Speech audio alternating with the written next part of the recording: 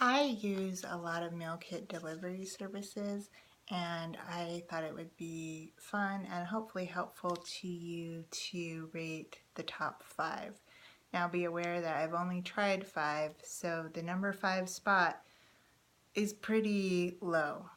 I've decided that I will use these awesome scorecards I made myself to rate each company on what I think the most important categories are.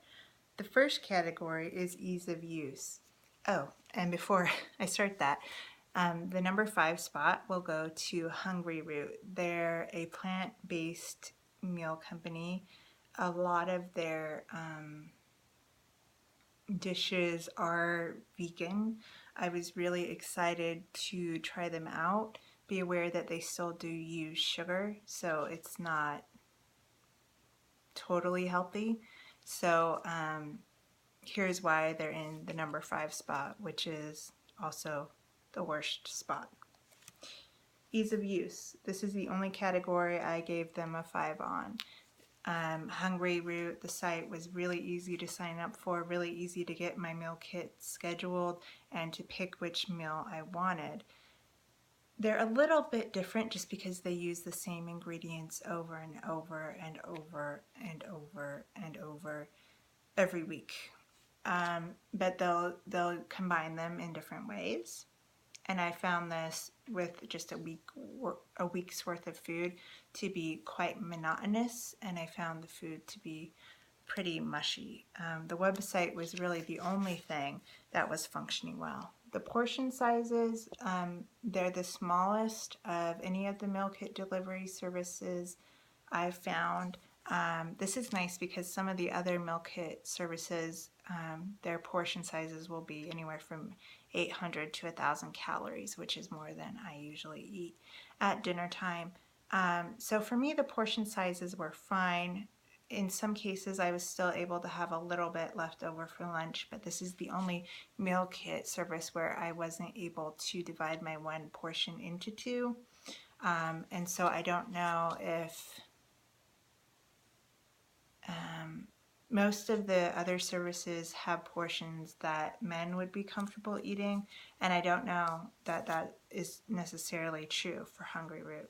The quality, I am going to give a 2.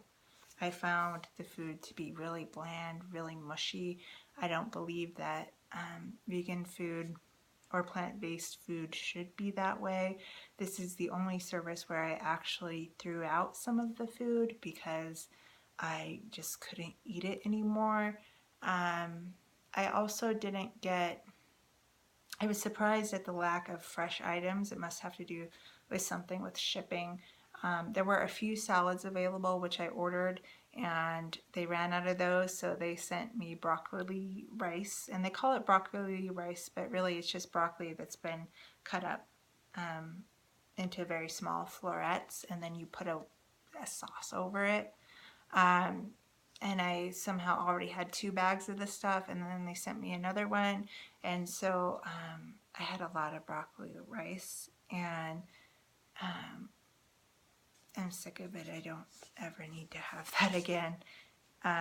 So I would have preferred fresher options. Almost everything had to be cooked or was pre-cooked, and I would have loved, some fresh fruits and veggies. But I understand with the shipping that just may not be possible. The taste and selection, I gave this a 1. The reason I did that was because, again, the food was mushy, it was brown, they used tons of ginger, tons of soy, very few flavors. I had actually really planned on keeping the service and staying signed up because I really would love a healthier meal option, but just the taste, it's some of it comes, the other services you cook your own food, and in this service you basically heat up food. They'll send you like noodles that may already have the sauce on them, or rice, and you mix up the sauce. So my cooking experience was a 1 out of 5. because there wasn't a lot of cooking. There was no chopping. Again, that was nice. It was very convenient, but this food did not taste as good as a frozen dinner. It was much more money. And so overall, I really can't recommend Hungryroot. The best thing by far are their cookie dough.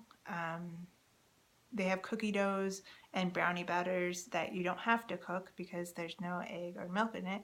And it's made out of white beans or black beans, and it has sugar and some yummy flavorings. And I know that's one of their most popular recipes, and I think it's actually a really good value for the money, and it does have a fair amount of protein in it.